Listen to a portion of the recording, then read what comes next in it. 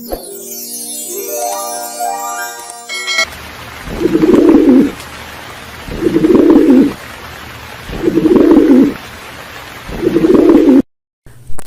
के जंगल में टुनटुनी चिड़िया अपने 7 बच्चों और पति कालू कौवे के साथ रहती थी।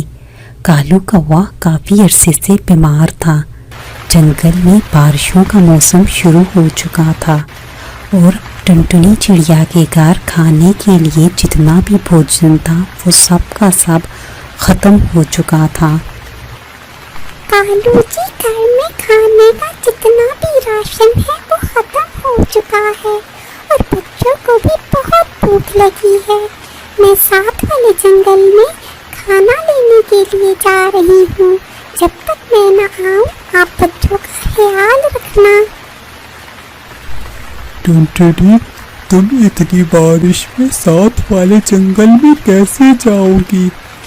ऐसा करता हूँ कि मैं सामने अपने दोस्त बंटी कबूतर के पास जाता हूँ और उससे आज का राशन ले आता हूँ और वो तुम बच्चों को खिला देना।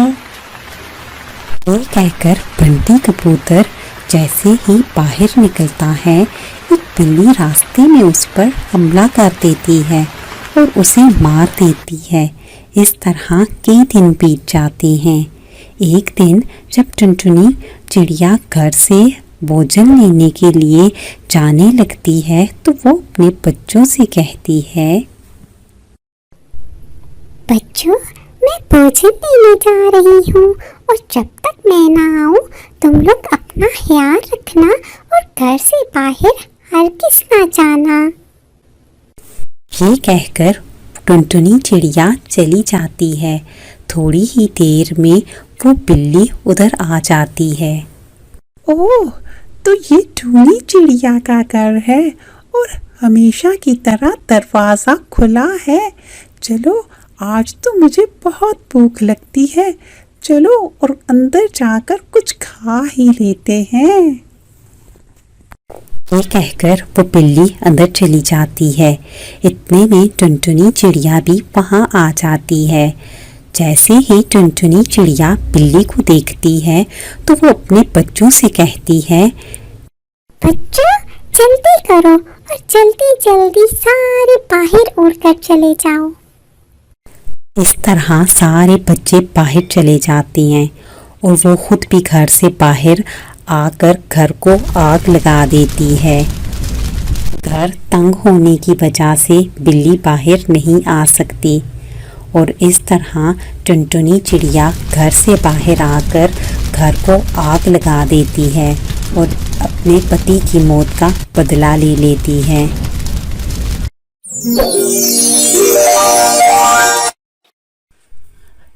टुनटुनी पुत्र, मेरे पास ज़्यादा वक्त नहीं है। बस तुमसे विनती करनी थी कि मेरे मरने के बाद अपनी छोटी बहनों का ख्याल रखना और इन्हें कभी भी अकेला मत छोड़ना और इनके साथ साथ रहना। पुत्री, रखोगी ना ख्याल? हाँ माँ, मैं ज़रूर इन दोनों का ख्याल रखूंगी, लेकिन माँ आप हमें छोड़कर कहीं ना जाना। कुछ ही देर बाद उन तीनों की माँ उनको छोड़कर हमेशा हमेशा के लिए इस दुनिया से चली जाती है। इस तरह समय बीतने लगता है। टुनटुनी चिड़िया की बहनें बड़ी हो जाती हैं।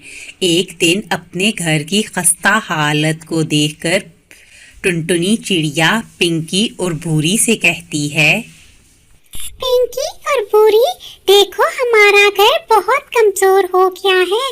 इसमें बहुत सी दरारें पड़ गई हैं। ये किसी भी वक्त गिर सकता है। इससे पहले कि ये गिर जाए और हमें नुकसान हो, हम दूसरा घर ढूंढ लेते हैं। हाँ टुनटुनी दीदी, आप ठीक कह रही हो। इससे पहले कि हम तीनों इस घर में दब जाए, हमें साथ वाले जंगल में जाकर कोई ना कोई घर ढूंढ लेना चाहिए। मैं भी आपकी बात से सहमत करती हूँ दीदी, लेकिन हम जाएंगे कहाँ? फिक्र ना करो भूरी, ये जंगल बहुत बड़े हैं। हमें कहीं न कहीं जगह मिल जाएगी। फिर वो तीनों बहनें जंगल की ओर निकल जाती हैं और अच्छा सा पेड़ तलाश करने लगती हैं। काफी तलाश के बाद उन्हें 3 पेड़ मिल जाते हैं। उनमें से एक पेड़ सेब का था, जबकि दूसरा पेड़ माल्टे का था। उन दोनों के दरमियान में एक ऐसा पेड़ भी था जो कि सूखा हुआ था। पिंकी और भूरी, देखो यहाँ 3 पेड़ हैं, लेकिन 2 पेड़ तो हरे भरे और फलदार हैं, जबकि एक पेड़ खाली और सूखा हुआ है। अब हम क्या करें? टुनटुनी चिड़िया अभी सोच ही रही होती है कि वो क्या करें कि इतने में भूरी और पिंकी अपने अपने लिए पेड़ सिलेक्ट कर लेती हैं। पिंकी सेब का पेड़ अपने लिए सिलेक्ट करती है, जबकि भूरी माल्टे का पेड़ ले लेती है, जबकि टुनटुनी के लिए सूखा पेड़ बच जाता है। टुनटुनी चिड़िया पिंकी और भूरी से कहती है, पिंकी और भूरी, मैं चाहती हूँ कि हम तीनों साथ साथ रहें।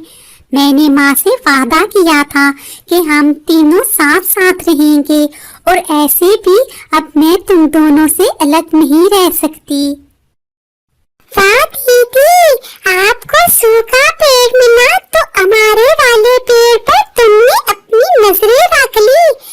देखो दीदी, मैं साफ साफ बताई दे रही हूँ, जितना हमने इकट्ठे रहना था रह लिया, अब हम और इकट्ठे नहीं रह सकते। पिंकी, तुम तो कुछ बोलो। भूरी तो अभी नादान है और छोटी है, लेकिन तुम तो इससे बड़ी हो। तुम इसे समझाओ कि हम तीनों साथ साथ रहेंगे। नहीं नहीं दीदी, अब हम सब साथ साथ नहीं रह सकते। मेरे ख्याल में भूरी ठीक कह रही है। अब हम तीनों को इलादा इलादा हो जाना चाहिए। ऐसे भी अब हम दोनों बड़ी हो गई हैं। हम दोनों ने अपने अपने लिए पेड़ तलाश कर लिए हैं।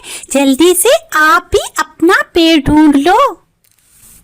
भूरी और पिंकी की बातें सुनकर टुनटुनी चिड़िया दुखी हो जाती है, लेकिन वो फैसला करती है, मैं इसी सूखे पेड़ में रहूंगी और यहीं पर अपना घर बनाऊंगी।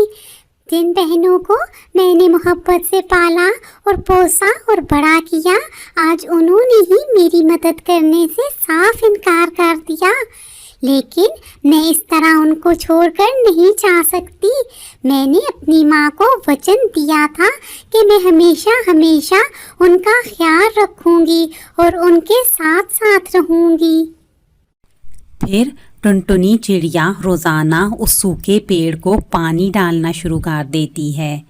एक दिन जब वो पानी डाल रही होती है तो उसकी बहन पिंकी उसका मजाक उड़ाते हुए कहती है, दीदी देखो, मेरी मानो तो कोई हरा भरा पेड़ ढूंढ लो। ये तुम सूखे पेड़ की सेवा क्यों कर रही हो? इससे तुम्हें कुछ नहीं मिलने वाला। भूरी, मुझे तो लगता है हमारी दीदी पागल हो गई है। भला एक सूखे पेड़ की सेवा करने का क्या फायदा, जो ना फल दे और ना रहने को जगह। देखो दीदी, तुम पानी और टाइम दोनों जाया कर रही हो। हाँ हाँ टुनटुनी दीदी, पिंकी ठीक कह रही है। तुम इस तरह रोज इस दरख्त को पानी देकर पानी जाया न किया करो, बल्कि जाओ और जंगल में अपने लिए कोई और पेड़ ढूंढ लो। तुम दोनों को मेरी फिक्र करने की कोई जरूरत नहीं। और हाँ, तुम दोनों इस तरह मेरा मजाक न उड़ाया करो। मैं बहुत खुश हूँ। ऐसे भी मैंने माँ को वचन दिया था कि मैं हमेशा तुम दोनों के साथ रहूँगी और तुम दोनों का ख्याल रखूँगी। ठीक है टुनटुनी दीदी, जैसे तुम्हारी मर्जी। जो करना है करो, हमें क्या, हम तो ऐसे भी तुम्हारे भले को कह रहे थे। इसी तरह समय बीतने लगता है। एक दिन पिंकी चिड़िया सेब की टोकरी भरकर भूरी चिड़िया को देने जा रही थी।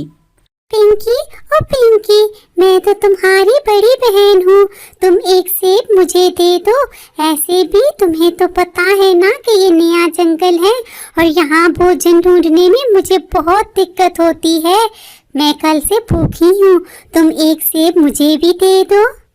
नहीं नहीं, मैं आपको नहीं दे सकती। भला आप बदले में मुझे क्या दोगी? भूरी तो बदले में मुझे बहुत सारे माल्टे देती है, तो फिर मैं दीदी तुम्हें मुफ्त में अपने सेब कैसे दे दूं? कोई बात नहीं पिंकी, मेरा तो तेरी बातों से ही पेट भर गया। तू जा और जाकर सेब भूरी को ही दे दे। ऐसे भी मैं तेरी कुछ नहीं लगती, एक तेरी तो सिर्फ एक ही बहन है जो कि भूरी है।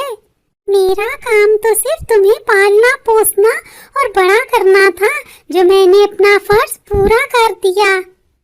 दीदी तुम्हारी तकरीर खत्म हो गई हो तो अब मैं जाऊं, मेरा टाइम जाया हो रहा है। हाँ हाँ जाओ बहन, जल्दी करो। तरह समय बीतने लगता है। टुनटुनी चिड़िया रोजाना उस दरख्त को पानी देती है। पानी देने से वो दरख्त हरा भरा होने लगता है, जबकि दूसरी तरफ टुनटुनी चिड़िया की बहनें अपने अपने दरख्तों को काट कर अपने लिए घर बना लेती हैं।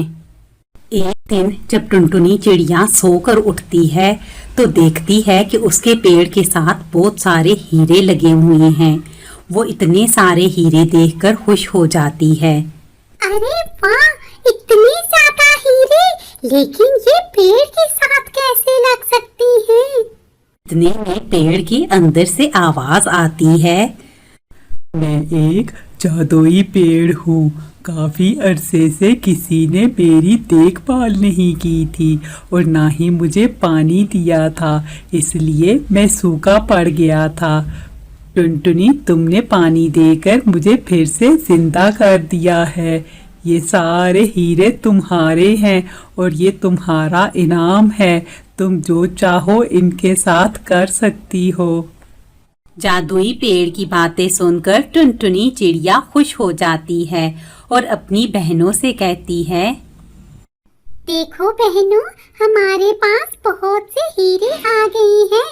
आओ हम तीनों शहर चलते हैं और वहाँ सब मिलकर इकट्ठे रहेंगे। लेकिन पिंकी और भूरी टुनटुनी चिड़िया के साथ जाने से इनकार कर देती हैं। टुनटुनी चिड़िया शहर आकर अपने लिए एक सुंदर सा घर ले लेती है। अब उसके पास सब कुछ था। उधर जोर की बारिश से भूरी और पिंकी के घोंसले टूट जाते हैं और वो दोनों जल्दी से टुनटुनी चिड़िया के पास आती हैं। पिंकी चिड़िया कहती है, टुनटुनी दीदी, हमें माफ कर दो, हम दोनों से बहुत बड़ी गलती हो गई है। हम दोनों के घर भी टूट गए हैं। अब हमें एहसास हो रहा है कि हम दोनों ने आपके साथ बहुत ज्यादती की है। लेकिन दीदी, ज्यादा गलती मेरी है। मैं भूरी से बड़ी थी, मगर मैं बदतमीजी ना करती तो भूरी भी आपके साथ कभी भी बदतमीजी ना करती। दीदी, मुझे माफ कर दो और अगर सजा देना चाहो तो मैं आपके सामने हाजिर हूँ। टुनटुनी चिड़िया अपनी दोनों बहनों को कोई सजा नहीं देती, बल्कि उन्हें माफ कर देती है और इस तरह वो तीनों हंसी खुशी फिर से रहने लगती हैं।